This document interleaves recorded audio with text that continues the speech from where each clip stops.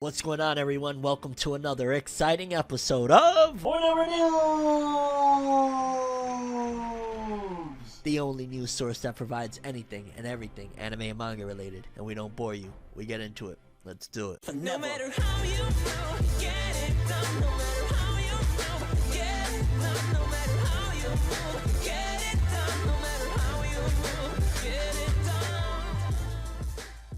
Okay, what's going on, everyone? Welcome back to another episode of FORNEVERNEWS, where we provide you guys the up-to-date info on all of the latest and greatest in the world of anime, manga, and nerd culture. In case you don't know, 65% of people that are watching this right now aren't subscribed to this channel, and it helps a lot if you hit that subscribe button and hit that bell to get all notifications. Really would appreciate it, honestly. It just keeps the channel going. In case you don't know as well, there's a long format version in case you don't like to tune in often. You just want a big, long binge dose of FORNEVERNEWS. We got a FORNEVERNEWS channel, in case you don't know, link in the description below. You could go check that out as well and subscribe over there. Yeah, we're continuing pushing the brand FORNEVERNEWS, and we're going to keep on moving like that, but I don't want to waste any more of your time with all that stuff. Let's get into these stories. And I guess let's start off with the weekly Shonen Jump author comments. And I want to read quite a few of them because Dr. Stone, the big manga Dr. Stone, just ended, and majority of authors in Jump are talking about it, so I think it'd be dope to just kind of cover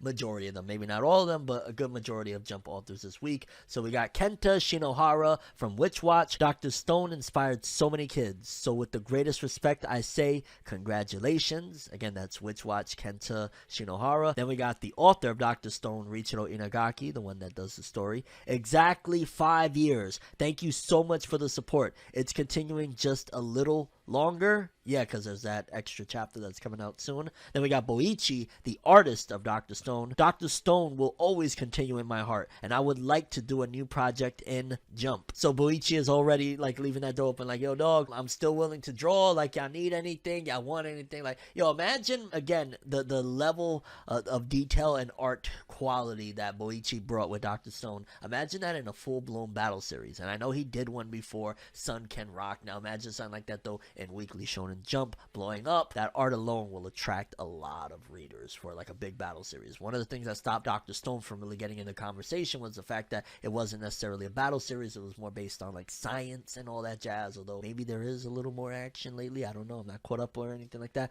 But yeah, again, just shout outs to Richiro Inagaki and Boichi. I can't wait to see more Boichi in Jump hopefully soon. Then we got Undead Unluck, Yoshifumi Tozuka. I learned so much about manga from reading Dr. Stone every week. It really got me excited. We got Earthchild Hideo Shinkai. I'm listening to the Chrono Cross soundtrack right now. I enjoyed playing Scars of Time with my recorder flute, so the author of Earthchild doesn't care. Then we got Eiichiro Oda, creator of One Piece. This one was like, wow, because he didn't address it either. He just says, Nobuyuki Sakuma's abilities to come up with ideas for his YouTube channel is amazing. Getting into arguments in this era, gotta watch. Yeah, again, no mention of Dr. Stone. Jujutsu Kaisen, Gege Akutami. I was overwhelmed by the passion every week. Inagaki Sensei, Boichi Sensei, congratulations. Yo, shout outs to Gege Akutami. You see, Gege Akutami in tune. We got My Hero Academia, Kohei Horikoshi. Constantly in a state of being excited. Thank you so much, Inagaki Sensei and Boichi Sensei. Mia Raboko, Shuhei Miyazaki. Inagaki Sensei, Boichi Sensei, thank you so much for an seriously say awesome yay manga. Then we got, let's see, let's just skip down to people that are talking about Dr. Stone. We got Sakamoto Days' author, Yuto Suzuki. I enjoyed Dr. Stone every week when I was still a student. Thank you so much for all these years. I can't even believe it's over, man. I'm reading all the comments about people saying it's over. Koji Miura, author of Blue Box. Congratulations on the conclusion of Dr. Stone. With such dense art and story, you deserve a wonderful break. Definitely. Please take a break, Boichi, especially if you're coming back to Jump to do art. Take a break. We got High School Family, Kokosei Kazoku by Ryo Nakama. Dr. Stone's conclusion, Inagaki Sensei, Boichi Sensei, congrats on 5 years of amazing manga. Elusive Samurai, Yusei Matsui, also the author of Assassination Classroom. Congratulations to Inagaki Sensei and Boichi Sensei, the skill of veterans who can land their shots. Hats off. Then we got Hajime Komodo, which I usually cover him, and he's not talking about Dr. Stone, but let's just read. The ratio of the size difference between a human and the Earth is similar to the difference between a virus and a human. So interesting. I wonder what he's trying to say there. Is like Earth a virus? Hey, imagine. Then we got Black Clover, Yuki Tabata. I was blown away each week by the story and art of Dr. Stone. Congratulations. We got Ayakashi Triangle's author, Kentaro Yabuki. I consider it one of the greatest shonen manga series. Inagaki Sensei, Boichi Sensei. Congratulations. Wow, to say it's one of the greatest shonen manga series, that's very, very big. Then we got the authors of Doran Doran and Ayashimon. Neither one of them is about Dr. Stone, and Ayashimon in particular, I like to cover a lot. It says, I spent a good hour trying to come up with what a good author comment would entail. No answer on that today. Oh, stop. Like, is that going to be the running joke now? Okay, we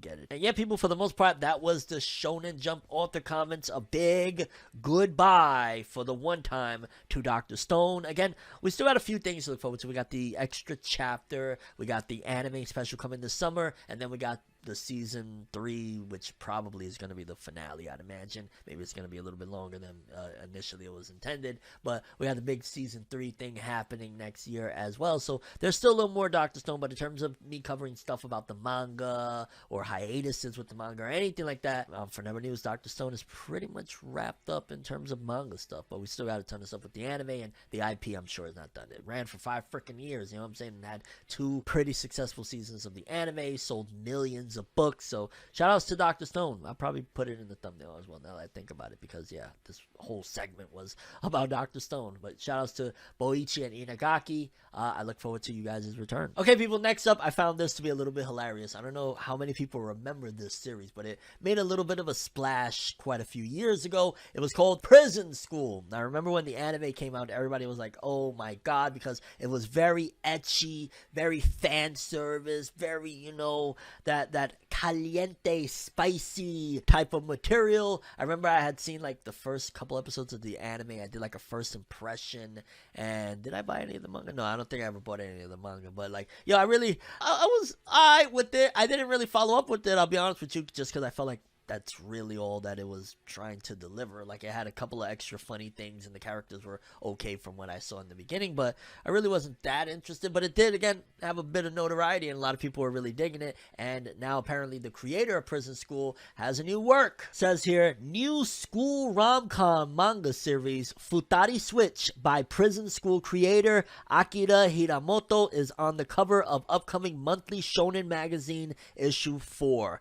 For 2022, so it'll probably be out this month if it's not out already. And so it's a school rom-com, which is funny because it was called Prison School, and it's another school rom-com. So we'll see what it does. I'm not expecting much. I just know that, again, a lot of people really love the Prison School, and if this author is coming with another school style and a rom-com, maybe it might be something worth noting, worth checking out. Again, I don't see myself rushing to, like, oh, I need Futari Switch. Also, what does the Futari Switch? It also sounds like this could go very, very raunchy and very wild, so we'll keep it on the side for now. But yeah, the author of Prison School has a new series coming out, which I thought Prison School was still going. I just completely, I ain't gonna lie, I kind of blocked out its existence. I was like, wait a minute, it's over? Like, what's going on? I probably even had covered it at some point years ago that it ended, but yeah, apparently ended a while ago, or it ended, and the author is coming with a new one, if you're interested. And I don't know, I wasn't the biggest Prison School fan. Maybe you are. You watching right here, maybe you love Prison School. Okay, people, next up, it's not anime manga related, it's nerd culture, and I wanted to talk about it because we've been covering it last few episodes of FORNEVER News regarding the story of what's the future holding with Futurama, in particular with Bender's character performed by John DiMaggio, because there was a lot of hoopla coming regarding the big revival, because in case you don't know, Futurama is returning for 20 new episodes. It's going to be, I believe, a Hulu exclusive, if I'm not mistaken, on top of the fact that Futurama is in syndication returning to, I believe it's Adult Swim, if I'm not mistaken, so that's dope too. But nevertheless, Futurama was returning with 20 episodes. However, there was a lot of word circulating that apparently John DiMaggio, the voice actor behind one of the main characters, Bender, was not signed on to return yet. There was a lot of back and forth. Honestly, it just felt like contract negotiations, you know, using the public, which is wild, but using the public outrage and opinion. I'm sure it helped John DiMaggio to get to where he's at right now, because the big, really good news is that John DiMaggio is returning for Bender, and I'm really happy, because I ain't gonna lie, I was looking at that Futurama thing as dead on arrival if you don't have John DiMaggio Bender in there, period. Like, I was just like, It's not gonna be Futurama, but okay, but apparently he's returning. Let's read. Futurama star John DiMaggio joins Hulu revival.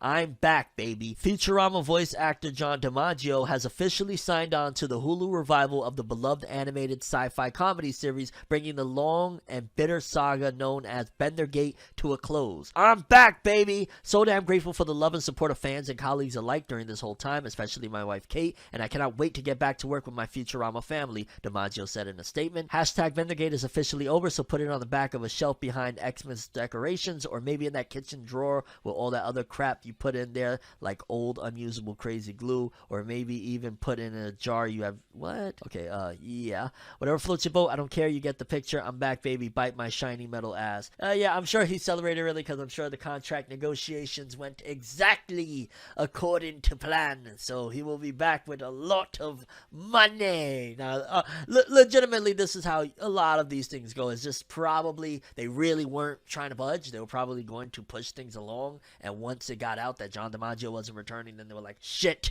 the public is going to make this an issue, right? We're going to have to give it. No! Because they know, again, realistically, like, Futurama without Bender, it's, you know, saying when you start subtracting cast members, the success of something can go down dramatically. Of course, there's those anomalies and exceptions that can break the rules and become, but for the most part, subtracting members of a group isn't going to lead to more success unless like people really hated that character or that person or whatever, and people love Bender. So yeah, shout outs to John DiMaggio getting that bag, and Futurama fans, you can look forward to 20 new episodes with Bender included of Futurama coming soon to Hulu. I'm just glad I didn't have to come in here and have a rant like, oh my god, they killed off Bender, oh my god, Bender is being played by, like, you know what I'm saying, like that they just did it all dirty and like it's not Futurama no more or something like that. Because replacing a voice on a prominent series like that, like I have a lot of fond memories as a child, especially being on Adult Swim, but I have a lot of memories of, you know, staying up late watching Futurama and stuff like that, and I just can't imagine Bender's voice. John DiMaggio is iconic. Bite my shiny metal ass! Ooh, yeah, come on, baby. Ooh. Shout out to John DiMaggio. He got the bag. Everything went good. All according to plan, eh? You should try for Aizen when Bleach returns. Just saying. No, Kale Bear be like, yo, dog. Okay, people, next up, a story regarding Boruto Naruto Next Generation's anime. In particular, a little bit of confusion that I did want to clear up, because right now, due to a episode title for the future, I want to say within like the next few episodes or so, episode title was revealed, and it caused a lot of chaos because the kanji that was used and basically the name of it is similar to a recent chapter of the Boruto manga. However, we're way too close, and that would be, regardless, way too close for the Boruto manga to, you know what I'm saying, being adapted into anime. If it just came out a few weeks ago, how would it be possible for them to do a proper job of adapting? It can't happen. It won't. It's not going to. So ultimately, one of those things has a lot of people confused, like, what's going on here? A lot of people are even theorizing, could it be the end of the anime? Could that be the reason? Because, well, let's take a look, and shout outs to Organic Dinosaur for providing the episode title. The translations, it says there, Boruto anime episode number 244 will be titled, quote-unquote, Rift, and that'll be broadcast on April 10th, according to the listing published in Animage magazine. It's the same kanji used in the title for manga chapter 67, which was just released last month. However, there was no preview summary available. And again, a lot of people are going all over the place. For starters, there's people getting their hopes up. There's people saying, oh yes, we're getting more manga content. No, at best, we might get, you know, some manga content from way back before, you know, all the events that just recently transpired in the latest arc of the manga. You might get, you know, the startings of this arc, possibly, but even then, that's not going to happen because we're still way too close. And on top of that, maybe it could have happened if things were kind of a little bit different in terms of, like, maybe if the manga would have already went in the time skip and there's going to be branding changes and they were going to do a whole bunch of anime original episodes for like a year or two, then maybe, possibly, they would have rushed to that point. But again, I wouldn't get my hopes up at all. And I guess a bunch of people also are looking at it like, yo, that's a month away. Oh my god, if there's a month, maybe that could be it. Maybe they're wrapping it up, or maybe the anime's returning to canon.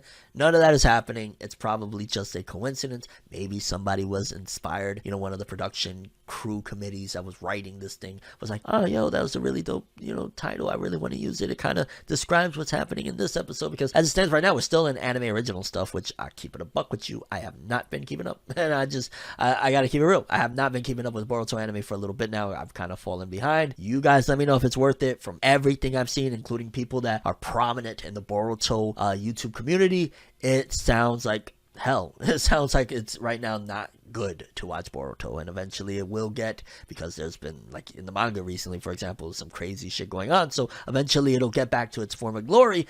But as it stands right now, man, after a year like 2021, though, I guess what can you really expect, especially going from the greatest year of the Boruto anime to a year of, or at the very least the last few months of anime original filler, like, or not filler, anime canon, whatever. Oh god, I hate the semantics of that shit. But yeah, people, I just want to put this at bay, that unless I'm seriously off the mark, which I highly doubt, episode 244 entitled Rift, coming out April 10th, is not going to be manga content. It'll be anime original. It just has a similar kanji and similar title. I just don't see it happening unless they're going to just skip and change shit, and the anime is going to go a whole different direction than the manga. I mean, that's possible too. Okay, people, next up, a quick story regarding the editor of Chainsaw Man. Now, he is very successful, and honestly, one of the things to look out for in case you are wanting to see, like, yo, what's possibly going to pop, or what's possibly good? You know what I'm saying? Fuck the popularity shit. What is possibly something that I can enjoy? This editor, Shuhei Lin, is involved with a lot of really good stuff. I believe he was involved, if I'm not mistaken, don't quote me on this, with Hell's Paradise or Ayashimon. I know for sure he's responsible for Chainsaw Man. He's been involved with Spy X Family, Spy Family. Like, this dude is great. This dude is amazing. And, just kind of always makes me wonder, well, what's bubbling up in that little studio and that little sphere that he's concocting and creating right now over there at Jump Plus? Because he is, I don't want to say single-handedly, obviously, but he is definitely a major pillar in making Shonen Jump Plus what it is becoming right now, with titles like, again, Chainsaw Man 2 coming to there. We had, of course, Fire Punch at one given point, Spy X Family. Like, he's making waves. And apparently, according to this, it says here that Shuhei Lin is recruiting assistance for a new serialization by Rikimaru Hodono titled Of Uchu no Tamago, and is scheduled to be published as Shonen Jump Plus's app. So he's looking for more assistance, which again just probably means that, because like I would imagine if you're knee deep in editing Chainsaw Man, if you're knee deep in there, you know what I'm saying, you would probably be a little bit too busy to be like, hey, well, we're recruiting assistants for this other manga. I mean, I guess it's technically his job, and hey, if he can get it done, if he's a hustler like that,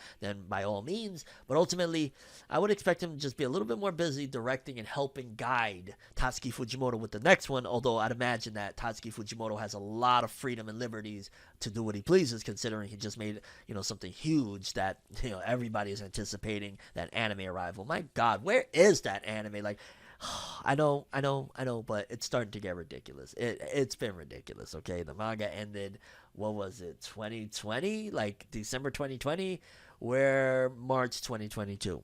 Let's get the continuation. Let's get something. Come on. Okay, people, and last story of the episode. Massive update for a very, very beloved isekai series. Some, branded as the father of isekai as a genre and whatnot. But Mushoku Tensei Jobless Reincarnation Season 2 has been confirmed. It says here, Mushoku Tensei Jobless Reincarnation is getting a second season. Mushoku Tensei is officially getting a new season. After its first season went live last year, the isekai hit is ready to tackle new adventures with help from some all-new episodes. Earlier today, the team behind Mushoku Tensei announced a new season has been ordered, and that will mark the beginning of the show's road to glory. The update went live on Mushoku Tensei's official Twitter page earlier today. It was there fans were informed Season 2 is happening, but that is about all we know so far. There is no tentative release window available for Season 2 just yet, but fans are hoping it it will arrive by early 2023. Of course, this is not the only thing keeping Mushoku Tensei fans on edge. Not long ago, it was confirmed that a special OVA was in the works for Season 1.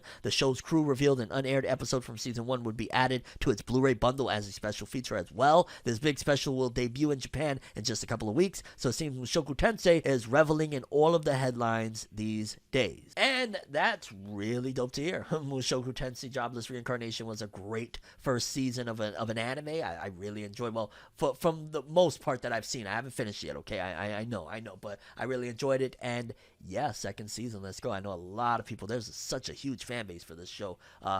Get excited. Season 2 confirmed. Again, probably 2023, I'd imagine. Why not? That's all we have for this episode. I'm curious what you guys think. Favorite story, most important story, something I didn't cover that you want me to cover in the future, cover less of. Let me know. That's all I have for this one, though. Thanks for watching. Hope you enjoyed. I'm ForneverWorld, and as always, people, have an awesome day. And remember the golden rule. Anime and manga for life. Bye. Have an awesome day. Peace in, and you guys just watched another episode of ForneverNews. Have an awesome day. Don't forget to subscribe and hit that bell. I'm just saying, let's do it.